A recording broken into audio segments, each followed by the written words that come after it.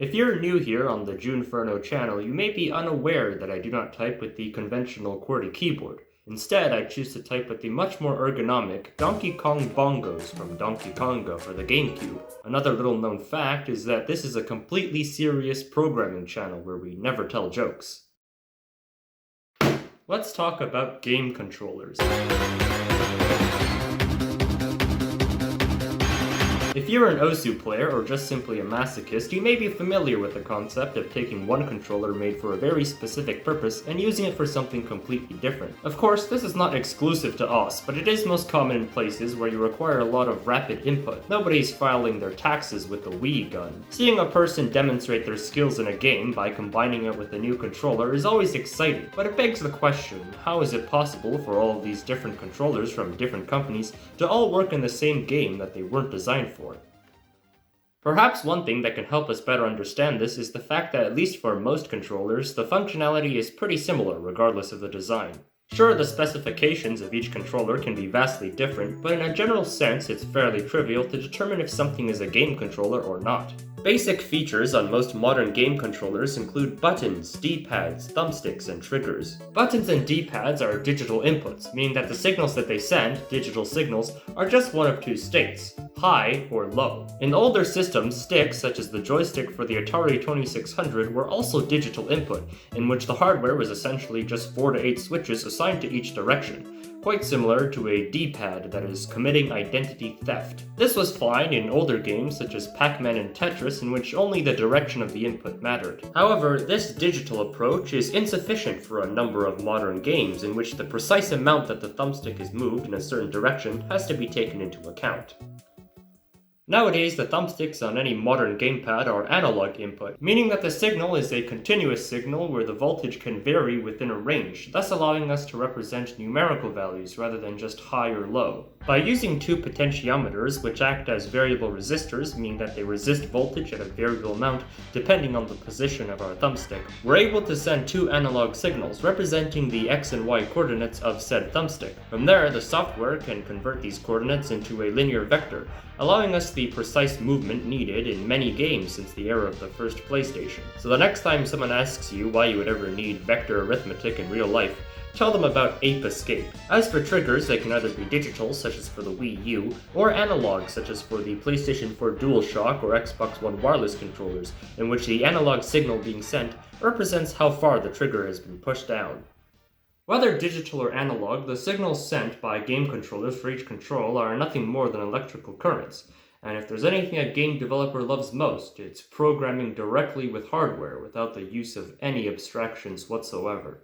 The operating systems of most game consoles are proprietary, and so information about how they work exactly is closed off. Perhaps it's for the best, for what would Windows ever do if the Wii U system software was ever publicized? However, it's pretty simple to imagine that there's some sort of layer of abstraction between the hardware and the game itself, to make things easier for the developers and to make games portable between different hardware. This layer of abstraction can be provided by an API, or Application Programming Interface, which is basically just an interface that allows you to program on the application. What a game development API can do is it can take your gaming system's hardware and system software and create much more usable software commands that game developers can smack around with. Directx is Microsoft's game development API, and it's used in systems such as the Xbox 360, Xbox One, and of course, the Sega Dreamcast for some reason.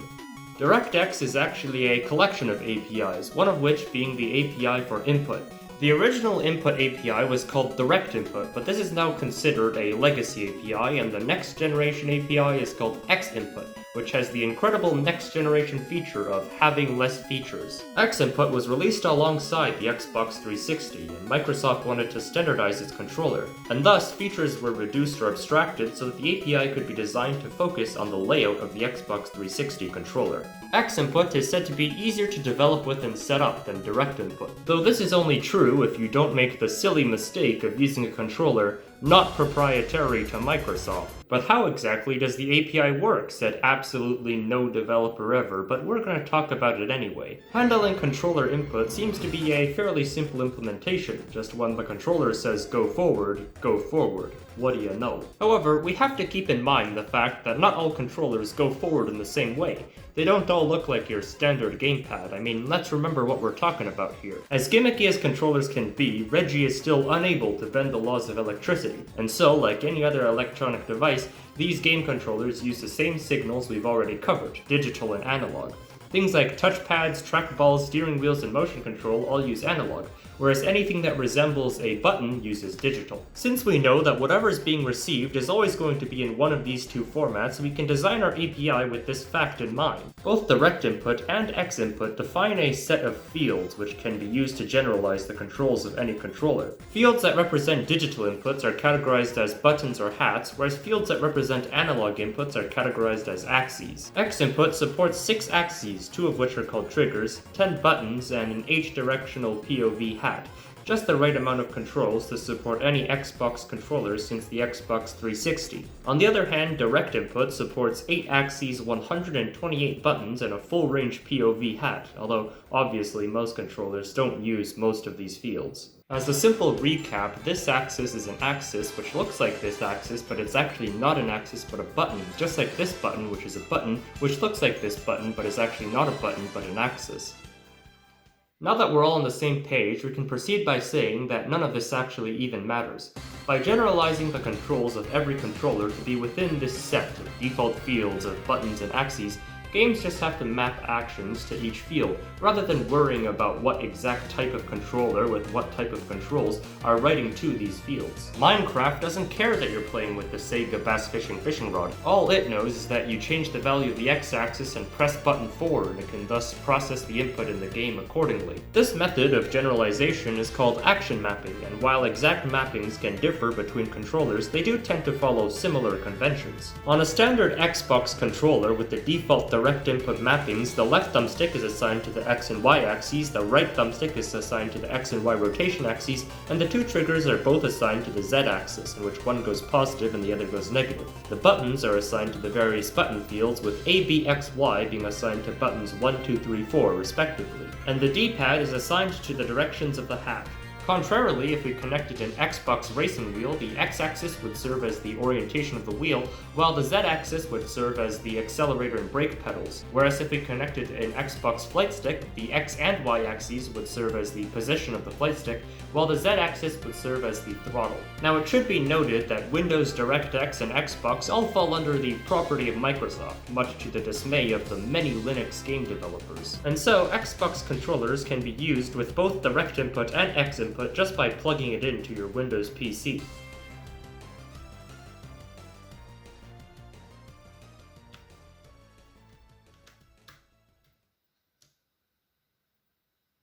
However, not anything can be plugged into anything. DualShock is designed for the PlayStation, Wiimote is designed for the Wii, and the Nintendo 64 controller is designed for absolutely no reason. The way that Xbox controllers are plug and play on Windows is that the first time you plug in an Xbox controller to your Windows PC, Windows will automatically, in the background, install a piece of software called the driver. Device drivers don't only exist for Xbox controllers, but also other controllers, as well as every single device that you could connect to a computer. A general definition of a device driver is a program that operates a device to be accessible by the operating system. The reason why device drivers exist is that there's just too many devices out there, and we can't expect operating systems to support every single headset or printer or Mad Catz fighting stick out of the box. Instead, specific drivers can be installed either automatically or manually to handle all the goofy, wacky hardware functions of specific devices. In the case of game controllers, a very simplified version of what the driver does is that it takes in the raw input of the electrical signals and maps them to the fields of the API defined for that controller. In many cases in which the controller physically cannot connect to a PC, you can also have a driver for an adapter, such as this driver, which handles the USB input of a GameCube to Wii U adapter for direct input on Windows. If it hasn't been made clear at this point, drivers don't have to be made by the manufacturers of the devices. Steam offers an all-in-one driver that provides support for the PlayStation, Xbox, and Switch Pro controllers, mapping them to X input. Other third-party or fan-made drivers also exist, created by reverse engineering the controllers, because some engineers just have too much time on their hands and nothing better to do.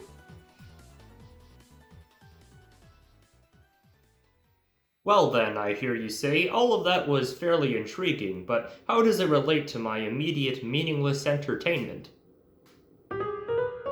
Donkey Kong Bongos for the Nintendo GameCube, model number DOL021, are perhaps the textbook example of an unconventional controller. The controller lacks any thumbsticks, triggers, or D-pads, just like a real bongo. Unlike a real bongo though, it connects to the Nintendo GameCube and is compatible with 4 Donkey Kong titles, 3 of which are rhythm games and 1 is a platformer because might as well. But that's enough trivia. If we stay on this topic too long, we might end up as video game journalists. Let's delve into the hardware. A common misconception amongst Donkey Kong enthusiasts is that the DK Bongos only have 2 inputs, as it does appear to only be 2 drums. However, it actually has 4 inputs, 5 if you include the start/pause button, as each drum is actually divided into 2 sensors to better detect the hitting of the drums. While not something that is ever done in any of the Donkey Kong games, it is possible to press the sensors as their own independent inputs. Remember approximately 16 seconds ago when I said that there are 5 inputs? That was another lie. You can do things like that on the internet. There's actually a 6th input, but it's a bit less apparent unless you've actually played the games. Up until now, all the controls on the Donkey Kong Bongo are just digital inputs and aren't very different in terms of functionality to just regular buttons. In fact, due to action mapping, the 4 sensors on the Bongo are assigned to the same buttons as the ABXY on a regular GameCube controller. It's worth pointing out that the positions of the ABXY buttons on Nintendo controllers are inverted compared to Xbox controllers. This has been speculated to be due to legal reasons or patents or something. I don't know what laws are, but because of this on direct input, buttons 1 to 4 are mapped to the GameCube buttons XABY respectively rather than ABXY. Besides a couple of other differences regarding which control is mapped to which field exactly, it can also be observed that the D-pad maps to both the hat and a set of 4 buttons. Meanwhile, each trigger has its own axis and its own button, which indicates when the trigger has been pushed all the way down. Of course, usually these controls would be sent to your GameCube console to be used by software proprietary to Nintendo.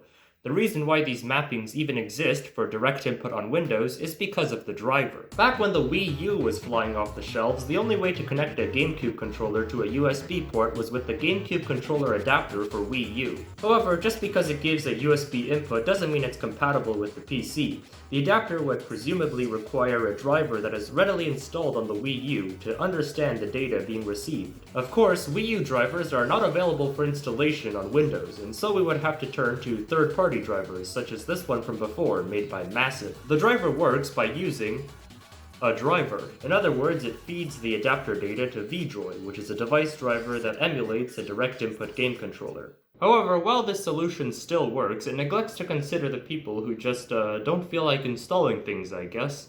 Luckily, there's a newer solution that's even easier to set up. Nintendo has only ever released one other GameCube controller adapter which connects to both the Wii U and Nintendo Switch. However, if we turn to third-party adapters, we'll see that there is a tertiary option of connecting to PC. When a third-party adapter such as the Cloud Dream adapter is set to the PC option, it acts as an HID device. HID device stands for Human Interface Device because humans use it. Holy sh! The idea behind HID is rather than having a separate driver for every single device would send information about the format of its inputs and outputs. And from there, a single HID driver can parse that information to determine what to do with the rest of the data. It's also a reason why new drivers don't get installed every time you plug in another mouse or keyboard. And in the case of HID-compliant controllers, or rather HID-compliant controller adapters in our case, it just so happens that the HID driver allows the controls to be picked up by direct input. I'm sorry, I've seemed to have gone on another tangent. I don't really plan these things out. Back to Donkey Kong Bongos. Now that we have every single component, all that remains is to put them together. Since it's the adapter that's communicating with the HID driver, we can see that there are several excess fields that don't do anything, as the driver believes the controller to just be a regular GameCube controller. Of course, the buttons are all assigned to the aforementioned button fields, but then where is this 6th input?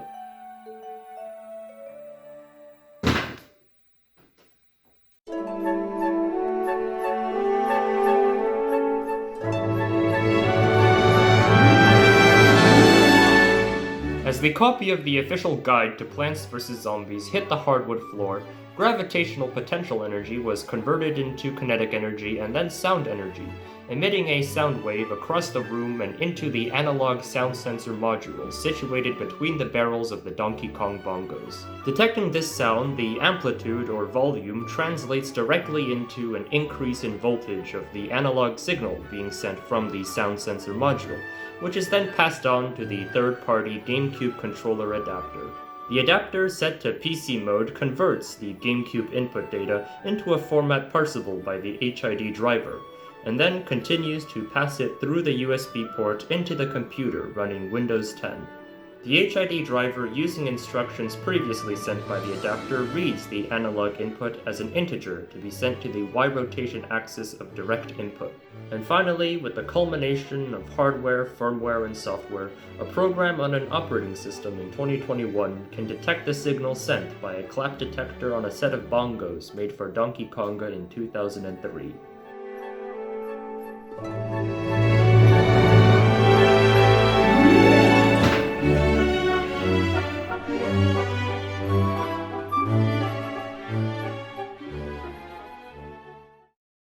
Well, how am I gonna play Plants vs. Zombies now? Anyway, let me show you how I use the bongos as a keyboard. Controlling things on your computer with a set of DK Bongos isn't a new idea. In 2016, Nick Robinson, which you may know from his videos about McDonald's or something, connected his DK Bongos to one-finger death punch using a piece of software called Joy to Key, which maps direct input game controller inputs to keyboard or mouse inputs. For some games, setup is even simpler as they already use direct input. As for games that use X inputs, software such as X360CE can be used to map direct input fields to X input fields. The bigger challenge, of course, is being able to fit all of the controls into only 6 inputs. Some games, such as Friday Night Funkin', have less than 6 inputs, and so it's pretty simple to see how the implementation would work. However, most games, especially PC games, have much more, and so the question becomes, how do we map the controls when they aren't one-to-one? Perhaps one point we can make is that not all the controls in every game are mandatory. Genshin Impact only requires an upwards of 10 inputs to play effectively. Even with this in mind, just the bare basic controls can still just be too much. A twerking Yoshi needed 2 sets of Donkey Kong Bongos in order to play Sekiro. Unfortunately, I don't have a dozen Donkey Kong Bongos in my possession to make a full keyboard due to the economy. However, since it's not a video game but just a keyboard, perhaps we can represent all these keys with just 6 inputs at the expense of some typing speed. Polling for an event from direct input, we can either get a button or an axis event that contains the name of the field that the event corresponds to. As for clap detection, since it's an analog input, we can detect claps by keeping track of the axis value and seeing if it increases suddenly, and from there it's just up to our own implementation. One school of thought in Donkey Kong Bongo keyboards is to have the buttons cycle through characters, as Jam1Garner does on Twitter. This is an adequate method for the casual bongo typists, but it doesn't allow for holding down keys, so there aren't any keyboard shortcuts or combinations. And so we'll need a slightly trickier solution if we want to completely replace our regular keyboard. Every single key on any keyboard has a virtual key code, which is a number understood by the operating system and the programs on the operating system. By converting the key codes into base 4 numbers and then labeling the buttons on top of the bongo as numbers 0 to 3, we effectively assign a 4-digit number to every single possible key. And so a key is inputted when its 4-digit sequence is bongoed out. Additionally, we're left with the start/pause button, which can toggle whether the keys are held down or not. To also incorporate the clap detector, upon a clap, the bongo toggles between keyboard and mouse controls. This also means that the mouse was replaced by bongos as well, and I was gonna go in depth into how this was done, but I decided not to in case my therapist ever comes across this channel. Now, this convoluted system is a bit more complicated to use, but in my defense... And so, just like that, I'm able to type the title of this video entirely with Donkey Kong Bongos. Obviously I can't demonstrate that, that's in the future, but just for some good fun, I used SDL's mixer library to program some sound effects with the bongo drums. Okay!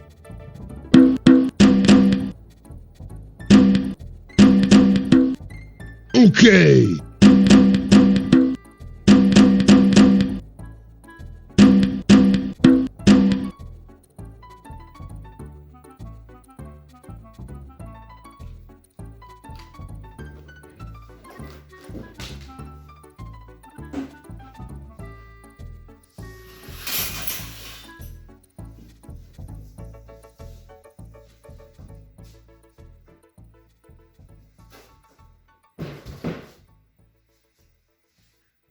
It is 4 o'clock in the morning. Click the circles to the beat. Circles.